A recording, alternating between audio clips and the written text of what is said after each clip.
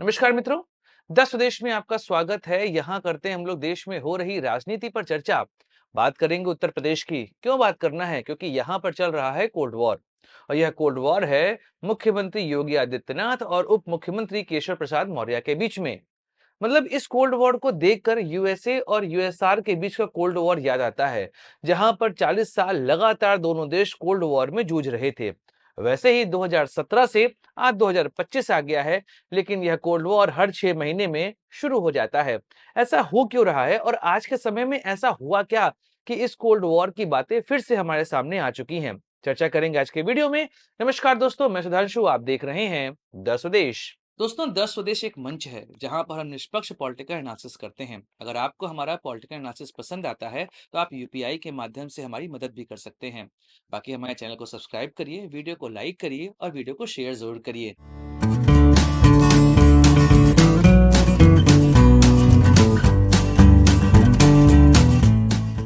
दोस्तों, यूएसए और यूएसआर का कोल्ड वॉर तो आप लोगों ने कोर्स में पढ़ा होगा और बहुत ढंग से पढ़ा होगा कि किस तरीके से यूएसए और यूएसआर लगातार 40 साल लड़ते रहे और एक दौर ऐसा आया कि यूएसआर विखंडित हुआ और उसके बाद जाके यह कोल्ड वॉर समाप्त हुआ। 2017 से योगी आदित्यनाथ और केशव प्रसाद मौर्य के बीच चल रहा है कोल्ड वॉर और यह कोल्ड वॉर आज तक जारी है। पहले हम लोग जो इनकी पुरानी दिक्कतें हैं उसको समझ लेते हैं, फिर बीच में क्या हुआ और फिर आज क्यों हो रहा है और इसका अंत कहां पर होना है, इस विषय पर कर लेते हैं चर्चा। देखिए, शुरुआत होती है 2017 से ही, जिस समय यूपी में बीजेपी को विक्ट्री मिली कि बहुत सालों बाद उत्तर प्रदेश विधानसभा को जीतकर बीजेपी ने अपनी सरकार बनाई थी। अच्छा, इस दौरान बीजेपी यूपी के अध्यक्ष थे केशव प्रसाद मौर्य। वह लगातार लगे हुए थे, वह काम कर रहे थे और जब विक्ट्री आई तो भाई विक्ट्री का पूरा श्रेय किसको मिलेगा? तो वह श्रेय मिलना था केशव प्रसाद मौर्य को। उस दौरान कौन बनेगा मुख्यमंत्री, इसको लेकर लगातार नाम चल रहे थे। दो नाम प्रमुख थे, केशव प्रसाद मौर्य जो कि उस समय बीजेपी के यूपी के अध्यक्ष थे और एक नाम था मनोज सिन्हा जो कि गाजीपुर से उस समय लोकसभा सांसद थे। इन दोनों लोग को लेकर लगातार नाम चल रहे थे। लेकिन इसी बीच में एक नाम बहुत तेजी से आया और वह थे गोरखपुर के सांसद योगी आदित्यनाथ।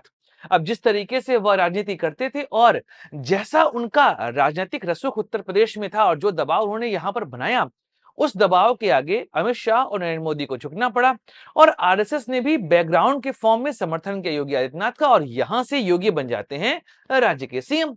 अब इतने बड़े सूबे के सीएम बनने का मतलब यह है कि देश की राजनीति में भी आपका नाम अब लिया जाएगा। अब आपका कंपैरिजन भी देश के बड़े नेताओं के साथ होगा। अच्छा, यहां पर केशव प्रसाद मौर्य को बना दिया जाता है उप मुख्यमंत्री, लेकिन यह अदावत यहां पर थमते हुए दिखाई नहीं देती। अदावत बढ़ते बढ़ते पहुंच जाती है 2022 के विधानसभा चुनाव तक।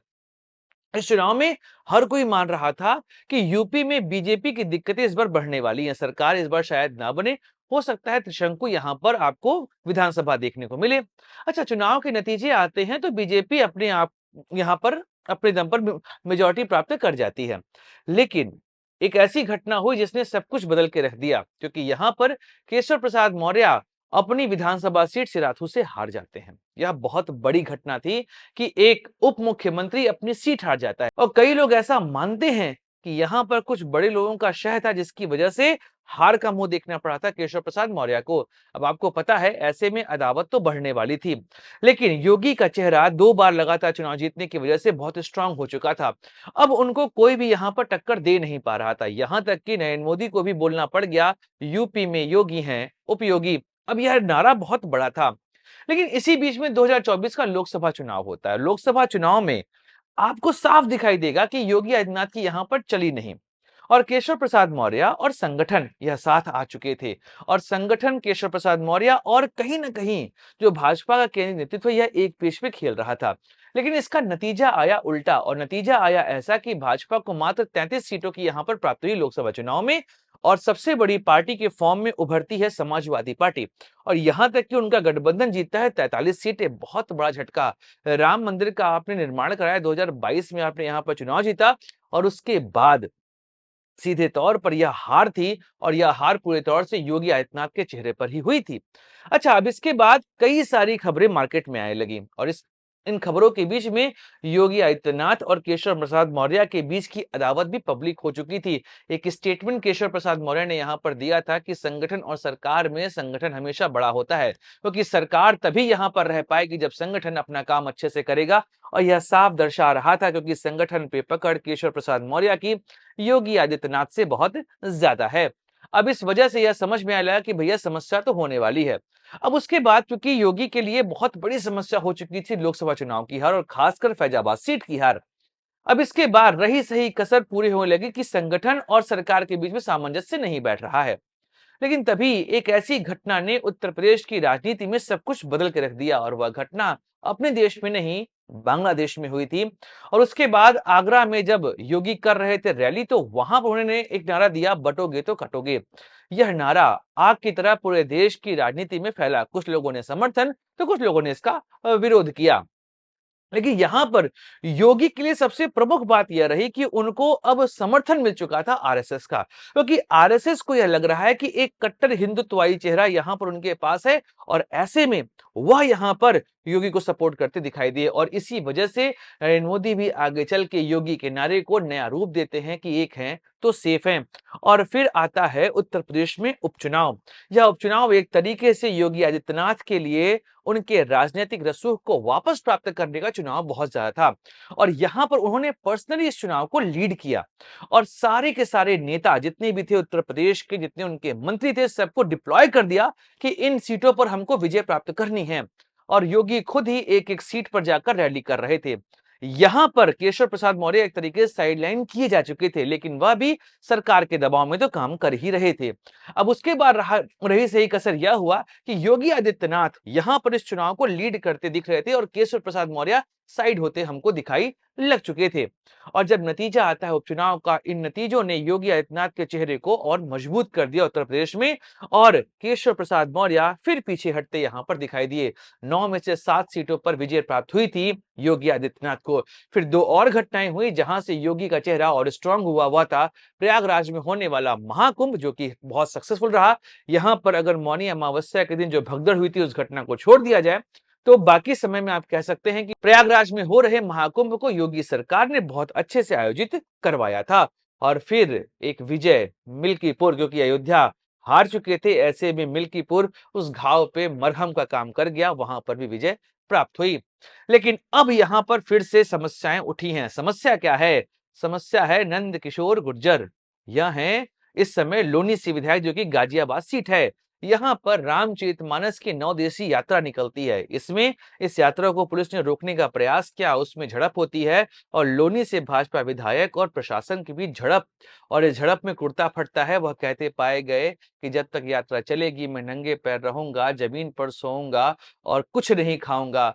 अब इतनी बड़ी बात, और यहाँ पर उन्होंने साफ कह दिया कि इस समय योगी सरकार पूरे तौर से प्रशासन के नियंत्रण में है। जो प्रशासनिक अधिकारी हैं वह इस समय राज्य की सरकार चला रहे हैं, और योगी अपने सचिवों के पीछे ही काम कर दिखाई दे रहे हैं। कोई भी योगी की बात यहाँ पर सुन नहीं रहा है। अब सोचिए, एक विधायक, क्योंकि 2017 2022 दोनों बार यहाँ से नंदकिशोर गुर्जर जो हैं वो चुनाव जीतकर यूपी की विधानसभा पहुंचे हैं। और यह सोचिए, एक आम सा विधायक देश अपने राज्य के प्रधानमंत्री के लिए इतनी बड़ी बात कह रहा है, तो कहीं ना कहीं उसको बहुत बड़ा समर्थन मिला हुआ है। और कई लोग ऐसा मान रहे हैं कि यह समर्थन दे रहे हैं केशव प्रसाद मौर्य, क्योंकि वह फिर से प्रयास कर रहे हैं कि उत्तर प्रदेश में वह मुख्यमंत्री बन जाएं। एक और घटनाक्रम हुआ गोपी मऊ से विधायक श्याम प्रकाश। उन्होंने कह दिया कि हम तो चाहते हैं कि बाबा चले जाएं दिल्ली और उत्तर प्रदेश की सत्ता संभालें केशव प्रसाद मौर्य। और जब उनसे पूछा गया तो उन्होंने भी इस बात को हंस के टाल दिया। साफ है कि योगी और केशव प्रसाद मौर्य के बीच चीजें ठीक नहीं चल रही हैं, क्योंकि केशव प्रसाद मौर्य 2016 से 17 के बीच में उन्होंने बहुत काम किया था बीजेपी के लिए उत्तर प्रदेश में। शुरुआती दौर पे वीएचपी और बजरंग दल से वह जुड़े थे, आरएसएस के प्रचारक रहे हैं, और उत्तर प्रदेश में भाजपा को खड़ा करने में उनका बहुत बड़ा योगदान रहा है। तो अब ऐसी परिस्थिति में क्यों वह नहीं चाहेंगे कि यहाँ पर वह मुख्यमंत्री बने? और योगी आदित्यनाथ और उनके बीच की अदावत साफ दिखाई दे रही है। और यह चीज कहीं ना कहीं आप यह मानिए कि केंद्र से इस बात को समर्थन दिया जा रहा है कि केशव प्रसाद यहाँ पर चेक एंड बैलेंस मेंटेन रखे। देखिए, भाजपा के सामने समस्या यह है कि भैया वर्तमान समय में मोदी के समानांतर कोई चेहरा ना खड़ा हो पाए। लेकिन एक बात तो आपको माननी पड़ेगी, बटोगे तो कटोगे के बाद से जिस तरीके से योगी का चेहरा पूरे देश में स्ट्रांग होता गया है और उनकी मांग हर राज्य में बीजेपी करती है कि यहाँ पर आए, प्रचार करें। कई लोग ऐसा मानने लगे हैं कि वर्तमान परिस्थिति में मोदी से ज्यादा आकर्षक चेहरा उत्तर प्रदेश और देश में योगी का हो चुका है। तो ऐसे में मोदी और शाह का प्रयास रहेगा कि वह इस चीज को नियंत्रित करें, और इस चीज को नियंत्रित करने में सहयोग कर रहे हैं केशव प्रसाद मौर्य। आने वाले समय में उत्तर प्रदेश की राजनीति में आपको नया कलेवर देखने को मिलेगा, क्योंकि योगी एक ऐसे राजनेता है जिनको इस समय आरएसएस सहयोग कर रही है। लेकिन योगी के विरोध में एक बात जाती है कि आरएसएस के बैकग्राउंड से वह आते नहीं है, और केशव प्रसाद मौर्य आरएसएस के बैकग्राउंड से आते हैं, और कहीं न कहीं मोदी और शाह का समर्थन केशव प्रसाद मौर्य को इस समय मिल रहा है। चुनाव 2027 में होने वाले हैं, माहौल अभी से सेट हो चुका है, और 2024 के लोकसभा चुनाव के नतीजों ने बीजेपी को हैरान तो किया है। अब 27 में उनको रिपीट करनी पड़ेगी अपनी सरकार। अब देखते हैं उसके बाद क्या होता है, क्योंकि 29 के बाद क्योंकि देश में मोदी भी अब चेंज होंगे और उनकी जगह पर भाजपा किसको बनाएगी अपना चेहरा, कई सारे नाम यहाँ चल रहे हैं। तो इन सब नामों के बीच में खिचड़ी पक रही उत्तर प्रदेश में, क्योंकि अगर आपको देश की गद्दी पर बैठना है तो रास्ता मिलता है आपको उत्तर प्रदेश से। दोस्तों, वीडियो समाप्त करते हैं, मिलेंगे अगले वीडियो में, चर्चा करेंगे किसी और राजनीतिक मुद्दे की। अपने दोस्त सुधांशु को दीजिए इजाजत। Like share subscribe the channel. जय हिंद, वंदे मातरम, भारत माता की जय।